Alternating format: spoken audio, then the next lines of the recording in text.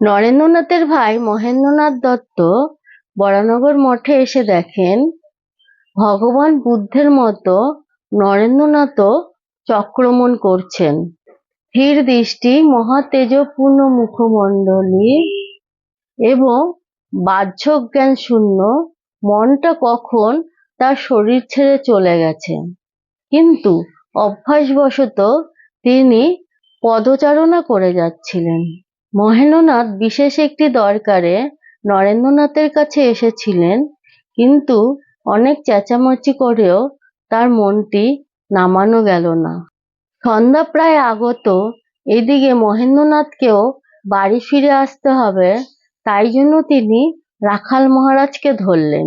রাখাল মহারাজ মহেন্দ্রনাথকে বললেন, ভাই, তুমি দেখো, চেষ্টা চরিত্র করে, চেঁচামেচি করে নরেন্দ্রনাথের মনটা যদি নামিয়ে আনতে পারো।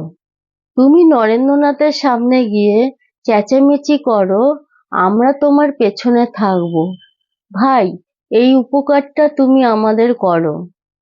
ঠাকুর বলে গিয়েছিলেন, নরেন্দ্রনাথের মন যদি এত উচ্চ অবস্থায় চলে যায় তবে তার আর শরীর থাকবে না।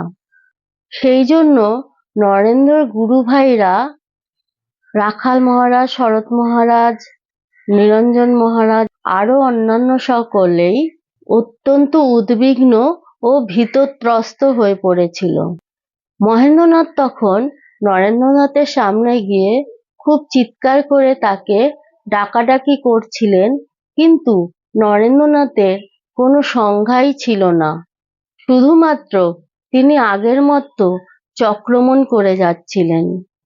এরকম দেখে নরেন্দ্রনাথের ভাই মহেন্দ্রনাথ দত্ত আরো বেশি জোরে চেঁচামেচি এবং গালমন্দ করতে লাগলেন। এরকম করতে করতে প্রায় 5-7 মিনিট পরে নরেন্দ্রনাথের মন ধীরে ধীরে তার শরীরের ভেতরে আসতে লাগলো। তখন নরেন্দ্রনাথের চোখ এই জগৎটাকে যেন নতুন করে দেখতে লাগলো। কোথায় অসীম অনন্ত ব্রহ্ম, আর কোথায় একখণ্ড আলো, বাড়ি মাটি।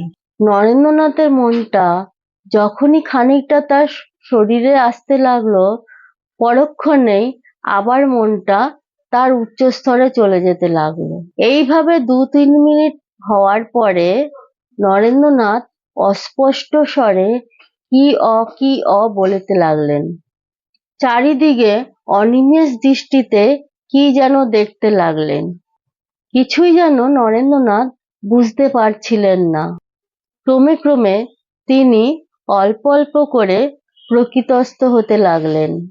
নরেন্দ্রনাথ এই সময় তার ভাই মহেন্দ্রনাথকে দেখেও চিনতে পারছিলেন না। এরপরে রাখাল মহারাজ দৌড়ে এলেন পেছন থেকে। নরেন্দ্রনাথ তাদের এই যেন প্রথম দেখছেন, এরকম ভাবে তাদের দিকে অনিমেষ দৃষ্টিতে তাকিয়ে রইলেন। অনেকক্ষণ রাখাল মহারাজ এবং মহেন্দ্রনাথের দিকে তাকিয়ে থেকে আস্তে আস্তে নরেন্দ্রনাথের মনটি সাম্য অবস্থায় অবতীর্ণ হলো। তার ভাইকে সামনে দেখে নরেন্দ্রনাথ চমকে গিয়ে বললেন, কিরে, কখন এসেছিস? কিন্তু তার কণ্ঠস্বর অতি ক্ষীণ, শব্দ উচ্চারণ করতেও যেন নরেন্দ্রনাথের খুবই কষ্ট হচ্ছে। এরকম ভাবে 10-12 মিনিট যাওয়ার পরে ধীরে ধীরে নরেন্দ্রনাথ আবার পুরনো নরেন্দ্রনাথে পরিণত হলো, কিন্তু তার কণ্ঠস্বর খুব মধুর এবং হৃদয়স্পর্শী হয়ে গিয়েছিল। মহেন্দ্রনাথ এই সুমধুর এবং হৃদয়স্পর্শী কণ্ঠস্বরকেই বলেন সাম্য স্পন্দন। নরেন্দ্রনাথের মুখে যে ভীষণ তেজপূর্ণ ভাবটি ছিল, সেটি আস্তে আস্তে বিলীন হয়ে গেল। তিনি সাধারণ মানুষের মতো আবার হয়ে গেলেন। তারপর তিনি রাখাল মহারাজকে বললেন, ও রাখাল, কি করবার করে দিয়ে গে যা, খামোকা আমায় কেন বিরক্ত করিস?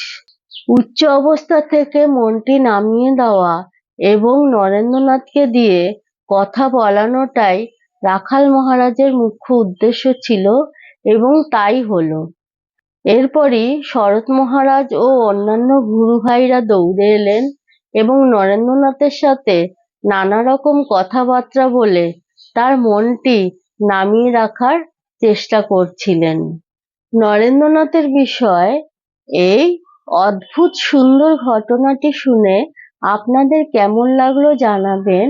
আর আপনারা সকলে ভালো থাকবেন। আজ আসি।